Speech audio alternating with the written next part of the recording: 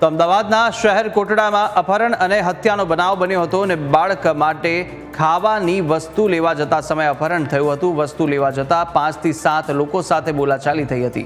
શખ્સો ઉમંગ દાતાણીનું અપહરણ કરી અને બોરડી વડનગર પાસે લઈ ગયા હતા અને ત્યાં જ લોખંડના પાઇપ અને લાકડીઓ વડે ઢોરમાર માર્યો હતો। માર મારી મૃતકને વોરાના રોજા પાસે જાહેર રોડ પર મૂકી દીધો હતો।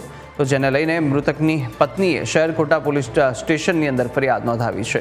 ફરિયાદના આધારે ક્રાઇમ બ્રાન્ચે સુમિત ઉર્ફે બિલાડી પટની અને ઉમેશ ઉર્ફે અભણ પટની અને કાયદાના સંઘર્ષમાં આવેલા એક સગીરની અટકાયત કરી છે।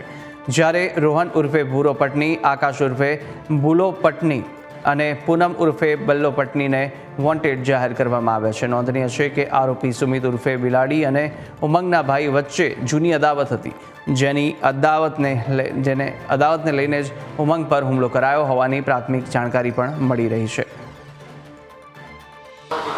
આ કામે એક કાયદાના સંઘર્ષમાં આવેલ બાળક છે એને બી ગુના કામે ડિટેન કરેલો છે।